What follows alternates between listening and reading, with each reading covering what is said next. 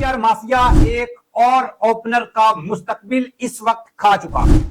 और आप में से कुछ लोग उस वक्त कमेंट्स कर रहे थे, सबसे पहले तो वो लोग सामने आए जब मैंने आपको ये बताया था कि जो ट्वीट फखर जमान ने बाबर आजम की सपोर्ट में की है, वो ट्वीट असल में फखर जमान ने नहीं की, बल्कि वो ट्वीट उस पीआर माफिया ने की है, उस एजेंसी ने की है जिसके साथ बाबर जो है वो मुंसलिक है, जिसके साथ मोहम्मद रिजवान मुंसलिक है।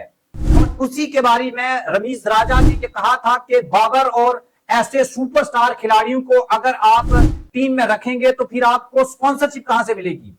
ये सब उनका किया धरा है और आज ये पॉइंट पहुंच चुका है कि फखर जमान रिटायरमेंट का सोच रहा है और उसके बड़े भाई ने एक ट्वीट किया है जिसके बाद ये सारी की जो सारी कहानी है वो खुल गई है।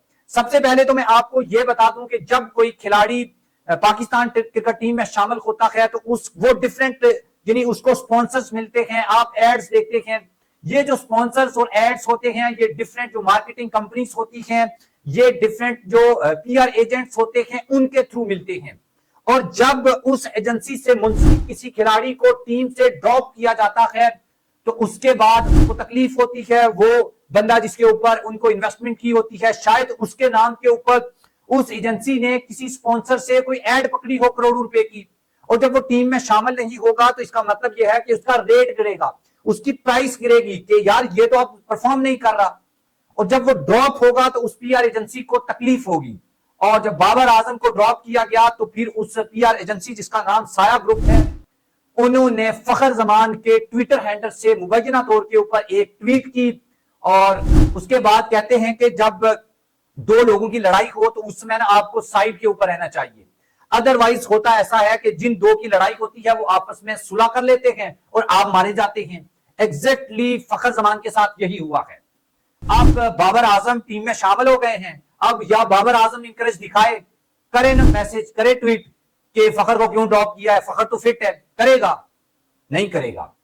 अब ये बोले कि मैं नहीं खेलता, कुछ करे ना। फखर जमान ने अपने करियर का यानी कि कुर्बानी दी है इसके लिए, तो करे अब ये मैसेज, करे ट्वीट, बोले पीसीबी को कि मैं नहीं खेल रहा, फखर को टीम में शामिल करूं, कम से कम ट्वीट ही कर दे जो फखर ने किया था। नहीं करेगा क्योंकि ये एक बड़ा माफिया है जो क्रिकेट के नाम के ऊपर लोगों के इमोशंस के साथ खेलता है और फखर जमान इसके ट्रैप में आ गया और फंस गया है।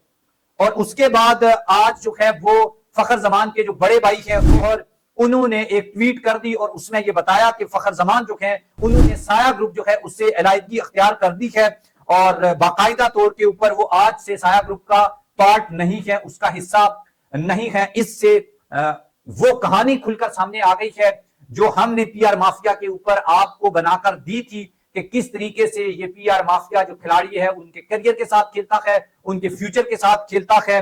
और आपको उस वक्त भी बताया था कि मोहम्मद रिजवान जो व्हाइट बॉल कैप्टन बन चुके हैं वो और बाबर आजम जो हैं वो इसी साया जो ग्रुप है, साया कॉर्पोरेशन है, इसका पार्ट है। और बाबर आजम को जब मुल्तान के दूसरे टेस्ट में ड्रॉप किया गया था तो ये इल्जाम मुबैना तौर पर कहा गया था कि साया ग्रुप ने ही वो ट्वीट किया था जिसके नतीजे में फखर जमान को ना सिर्फ टीम से ड्रॉप किया गया बल्कि उनको सेंट्रल कॉन्ट्रैक्ट भी नहीं दिया गया। और जब उनको सेंट्रल कॉन्ट्रैक्ट नहीं मिला तो उन्होंने साया ग्रुप को अलहदगी जो है अख्तियार की और फिर उनके भाई ने एक ट्वीट कर दिया, वो सोशल मीडिया पे वायरल हो गया और अब कुछ घंटों के बाद उस ट्वीट को भी डिलीट कर दिया गया है या करवा दिया गया है।